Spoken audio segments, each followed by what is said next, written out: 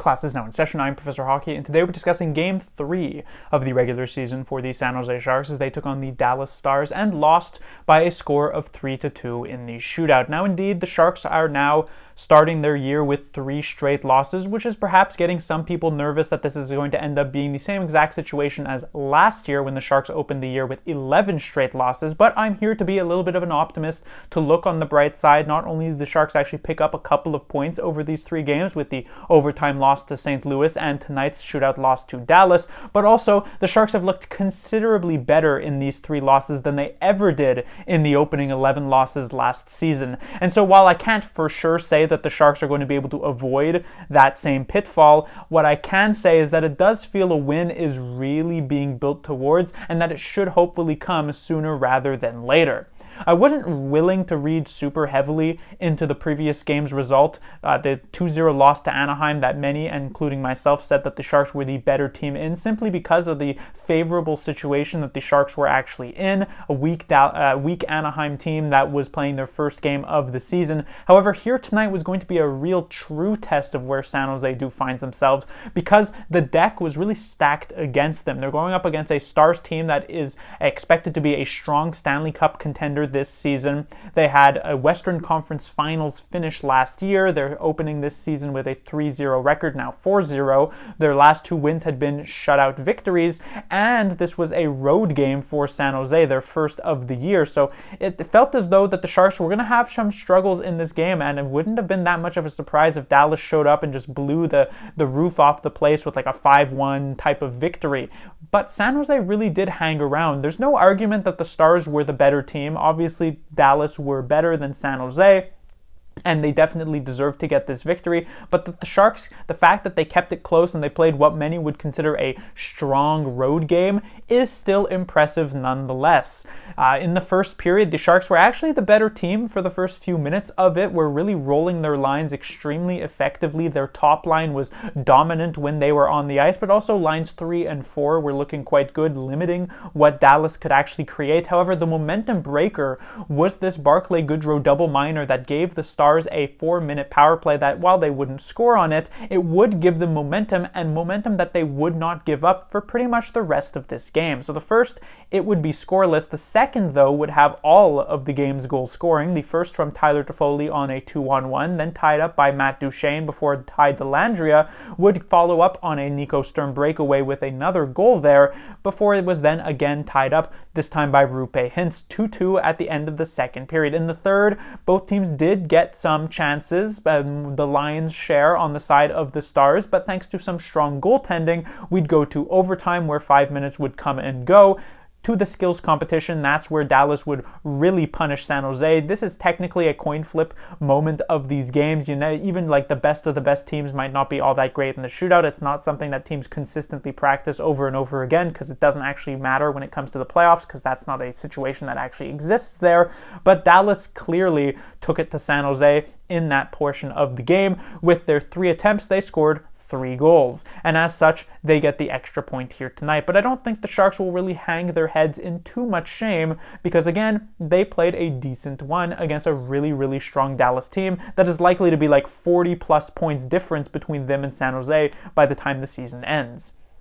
When it comes to the lineup, we actually have almost an identical one to what the Sharks had in their previous one against the Anaheim Ducks, the only substitution being in goal, replacing Vanacek with Mackenzie Blackwood. I can't blame Warsofsky too much for that. He was obviously a fan of how the Sharks actually looked in that game against Anaheim, and so he wanted to see how this exact group of players would do in a much, much tougher situation here tonight. However, the same criticisms that I levied towards the lineup in that previous game still exist here tonight, which is that lack of offensive talent. In the Sharks' bottom 6, there is still not much of an offensive player there who's really going to step up and take over a game. And in the Sharks' defensive core, the same thing still exists. But actually, in my previous review, I made an incorrect statement, because I said that the burden of scoring would be on the Sharks' top 6, but that's actually not true, because the second line this year has never actually been all that good. So really, the burden of scoring is only on the Sharks' top line. And it makes sense that if you take a look at the Sharks' 4 even strength goals that they've scored over their first 3 games, 3 of them have indeed come from the first line. Only Ty Dellandrea's goal here tonight was one generated from anywhere else in the lineup at even strength. So it is indeed really up to these top three players to get the majority of the chances for San Jose, and they tried their best. Like I said, this first line really good in the first period, but they did fall a little bit as it went on. We'll start off with Mikael Granlund, who continues to look really good. Was not great in that first game against St. Louis, perhaps because he found himself on the second line, but now reuniting with William Eklund and finding himself with Tyler Toffoli, he has been unlocked, he's been unleashed, looking really good, making some great plays, setting things up that you wouldn't necessarily expect. Again, looking like one of the best players on the Sharks, if not the best player on San Jose. When it comes to his line mates, Tyler Toffoli, someone who I've been a little bit frustrated with since he's been acquired by San Jose in free agency through preseason as well as the first two games, but he finally breaks through, finally breaks the mold here tonight. I thought Toffoli had a really good start to this game. The first 30 minutes of this one, he was maybe the Sharks' best forward, just really making some strong, nice, small, quick plays that you wouldn't expect. His defensive performance was quite solid. He was generating good chance, actually got his feet moving, which was my big criticism of him over those first two games. So I was a big fan of what Toffoli's did, finally living up to the expectations of what you would hope for from a first line forward. And then when it comes to William Eklund, he's continuing to play with that same type of energy, but it remains the issue where Eklund, it feels as though he's 80% of the way there, that he's close to the finish line, but is not quite able to cross it at this point. And so there are just a few of these shifts in which he's not playing hard enough, he's losing some battles, he's overskating pucks. This has been an issue the entirety of this season thus far, very short season, but still. And so you're waiting for Eklund to be able to put it all together, at which point you think he'll be able to break through and actually start really adding up those points after point after point after point. But at this moment, it feels as though he's almost the weak link, at least he was tonight, of this top line, where it just feels as though you're hoping for a little bit more. At the end of the day, he's still been one of the Sharks' better forwards when in comparison to everybody else on the team, but in comparison to what his expectations were, he's a little bit below them. On the second line, we have Smith, Kostin, and Zetterlund. And I use the word second line very lightly here, because while they may have been such on paper, they were deployed in such a way that would more so view them as a fourth line, and not even a very good fourth line at that. Zetterlund, of course, being the exception, he still got a large chunk of ice time, multiple double shifts with a bunch of different players, plus a significant amount of power play ice time. When it comes to these other two players, both Smith and Kostin, their ice time was very low. To focus first on Smith, he played close to 14 minutes in the first game against St. Louis. He played about 13 in the second game against Anaheim. Here tonight, just 10 minutes and 10 seconds, and it feels as though the Sharks are really trying to have their cake and eat it too when it comes to Will Smith. It was quite clear through the preseason that this player was not really ready to make it to the NHL. If he was not a fourth overall draft pick, I have no doubts in my mind that he would have not come close to making it to the NHL roster, and he would have been sent down to the San Jose Barracuda a long time ago. But the Sharks, because he's this very high potential player, put him in a sort of trial by fire, sink or swim type of situation. But there seems to be a disconnect, perhaps between management that might be spearheading that idea, as well as the coaching staff that is attempting to win these games and is looking to sort of put the best players on the ice that they possibly think for every single situation. And rarely is Smith that possible best player, and that's why his ice time is suffering so significantly. He didn't play the last 5+ minutes of this third period. He didn't get any shift in the overtime. Sure, he got a chance in the shootout, but that's relatively meaningless. The idea here is that it seems as though one group really wants Smith in the lineup, really wants to be giving him chances, but that the coaching staff is kind of coddling him a little bit, not actually throwing him to the wolves, not giving him the tough spots in these tight games, and instead is just really giving him just a few shifts in the offensive zone of 30 seconds and then getting him to come off. He's just not really able to make much of an impact. But honestly, I can't even blame Morsovsky for that deployment, because Smith has done very little to actually deserve the increased level of ice time. It's not the same as a Danil Gushin, where I'm thinking why did he only get 10 minutes? He's been so good. For Smith, you could certainly understand it. He's not playing with a lot of confidence. He doesn't really seem sure in himself. He's not keeping his feet moving. He just looks a little bit stagnant on the ice. His defensive game has been a little bit better than I was expecting. Sure, that's nice, but But when you're a second line center, you obviously want to see good defense, but you also need some offensive, which has been non-existent for this player. So at this point, with the low amount of ice time that he's getting, it feels as though he should just be going back to the San Jose Barracuda. There is no reason to keep him up here, play him on a second line that isn't even a real second line, and just give him zero ice time. Let him play with the Barracuda. It's still a professional league, but it is a much easier one to actually have success in if you're a really skilled player. And so he can get 17, 18 minutes of ice time, maybe start to put up some goals, maybe start to put up some points, and then in like a few weeks' time, a month's time, get him back up here and then see what he's able to do. Because at this point, you're just sort of wasting games away where he's essentially like a statue on the ice. When it comes to his teammate, who also joined him in the 10 minutes of ice time section, we have Klim Kostin, who actually came in slightly lower, if I'm not mistaken, than Will Smith, though it should be noted that while Smith didn't get a shift for the last few minutes of the third as well as the entirety of the overtime, Kostin did break the mold slightly there, did have a short shift in the third, near the end of the third, as well as a short shift in the overtime. But what is the sort of result of that overtime shift? Well, he ends up taking a pretty quick interference penalty. So honestly, there have been so many moments thus far with Klim Kostin that shows why is this guy still having the confidence of the coaching staff to leave him in the lineup, and he continues to just sort of punish the Sharks for actually doing so. It's not so much a comment on Kostin as a player. I think he's been decent at times, but he's so inconsistent that it's hard to really justify, especially a high up spot in the lineup. So to me, I would take Smith out, send him down to the Barracuda, and I'd probably take Kostin out as well, though I guess you don't really have many open spots available for players to fill in if you actually end up doing so. And then when it comes to Fabian Zetterlund, he's certainly doing his best, but he's just not really playing with the best of the best line mates. When he actually had some shifts with different players, I thought he was a decent bit better, but obviously it's hard to really judge where he lands because, again, his teammates not the best. Then we get to the Sharks' third line of Kunin, Wennberg, and Goodrow. This has been a third line that is actually the only line that has remained together for the entirety of this season thus far. Every other line has seen some changes, obviously because Celebrini had to leave the lineup after game one due to injury, so it was kind of a necessary change. You can't really avoid that, but still, all three players remaining together, and they continue to be a solid line for San Jose.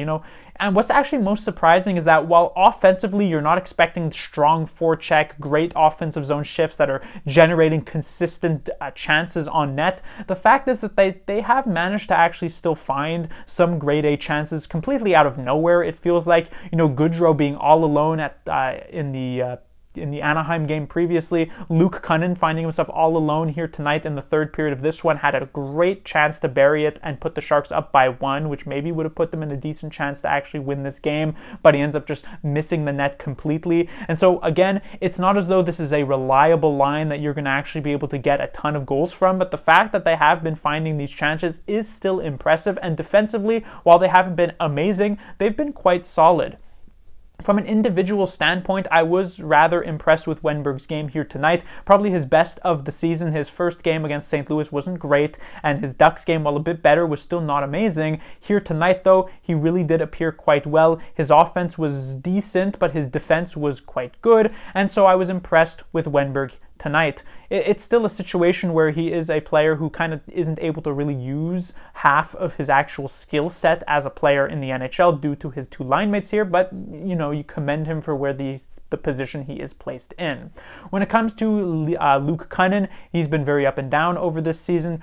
Pretty good game against St. Louis, not a very good game against Anaheim, but he was better here tonight once more. Appreciative of Luke Kunin, who I thought was rather average or slightly above average. And then Barclay Goodrow, he's been a very weird player to watch, I would say, Goodrow, because I would say generally he's been a positive player for San Jose, but one of the big things about Goodrow is that he's said to be like this reliable guy. He's always going to make the right play. You always know he's going to be in the right place at the right time there, at least from a defensive standpoint, even if he's not really giving you a ton of points.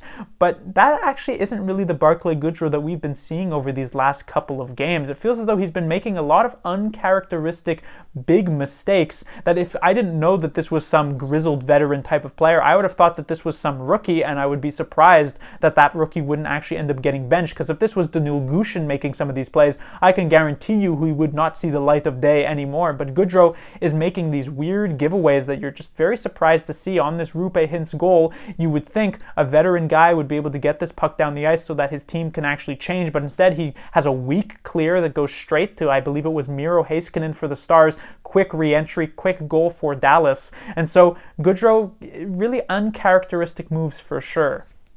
On the fourth line, the Sharks were actually quite good in this area, and that really starts with Ty Dellandrea, who was not amazing through the preseason, was perhaps a candidate to not even make it to the starting lineup over someone like Danil Gushin, but he's been getting better and better in this regular season. Not amazing against St. Louis, but a good bit better against Anaheim, and was one of the Sharks' best players here tonight against Dallas, likely because he was against his former team. He has that little extra bit of energy, and of course he manages to score a goal against his former team, which is quite nice for him, but he was playing with a ton of speed, actually has that little bit of skill that was quite nice to see, especially from a fourth liner, and so I was very impressed with Dellandrea. When it comes to Nico Sturm, I continue to see a lot of energy in his game.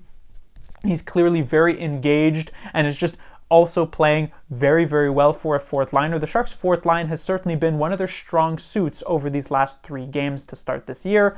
And when it comes to Carl Grundstrom, I wasn't a big fan of his game in the previous one against Anaheim. I thought he was a little bit of dead weight. Here tonight, though, he was a good bit better. Still, I would say the weak link on this fourth line, but that's mostly because I've been a big fan of Sturm and Dellandrea, not so much because he's necessarily played all that terribly here tonight. It was a pretty good game from Grundstrom. Not mistakeless, but positive. On the defensive side of things, we have the top pairing of Walman and Ceci, and I said that this was going to be the big test for this top pairing that has looked very good for the Sharks in the first 2 games, but now going up against a tough Dallas team with some really, really strong offensive talents like Johnston and Robertson and Hintz, these types of guys. How would they perform? And I thought they were actually quite up to the challenge. Was this an outstanding game? Not necessarily, but based on expectations, I thought they performed very, very well. Walman continues to be perhaps the Sharks' best defenseman of the season. It continues to baffle the mind why the Detroit Red Wings were so adamant to get rid of him this offseason that they were willing to give the Sharks a second-round pick to actually take his contract off of their hands. Still doesn't make any sense. He's been very good to start this year. For Cody Ceci, also been quite impressed defensively, but also I've actually been rather impressed offensively. Now, not necessarily in the sense as though he's like skating along the blue line, opening these lanes, getting shots through and putting up a ton of points, but his willingness to actually get involved on the forecheck below the goal line for San Jose has been very, very surprising for a defenseman who came advertised as more of a defensive guy. So he's really the major defenseman, or the only defenseman for the Sharks who's actually been willing to get into it on a consistent basis. It feels as though every other shift, maybe every third shift, Ceci is really jumping up into the play, which is quite nice to see if I'm being honest. Then when it comes to the second defensive pairing of Ferraro and Rutta, it was a sort of a bit of a coin flip when it came to these 2 guys. Some of their shifts really strong. Rutta, I thought, had a very good first few minutes of this first period where he just seemed to be doing no wrong in the defensive zone. But then as the game wore on, you started to see a little bit more cracks. Rutta had like that one really weird and terrible play where he was just reading the situation so incorrectly and left that one Dallas Stars player in front of the net. I don't know if this was in the second or the third period, I can't recall, but Rutta was just in no man's land. It felt like, luckily that didn't result in a Dallas Stars goal, but that was the story of some of these mistakes that Rutta has been making over these last few games. It feels as though you're never quite getting that full 60 minutes from him, and the same honestly would go for Mario Ferraro. I was hoping that with the slightly lowered expectations on him from having Walman and Ceci be that top pairing, that he would be able to excel and find his game and look really, really good. And while you could argue he's getting there, it's still not quite at the level that you're happy and satisfied with that reliability. It's just not there yet.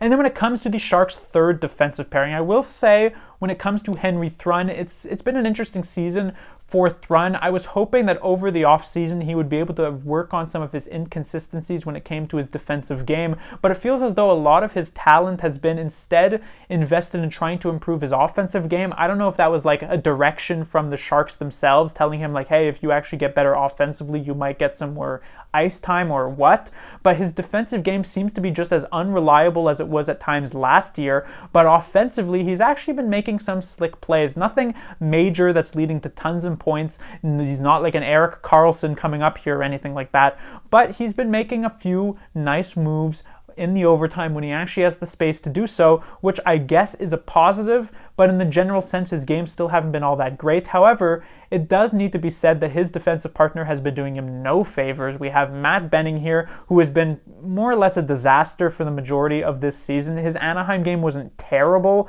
but his St. Louis one was awful. Here tonight, I don't really think he was much better.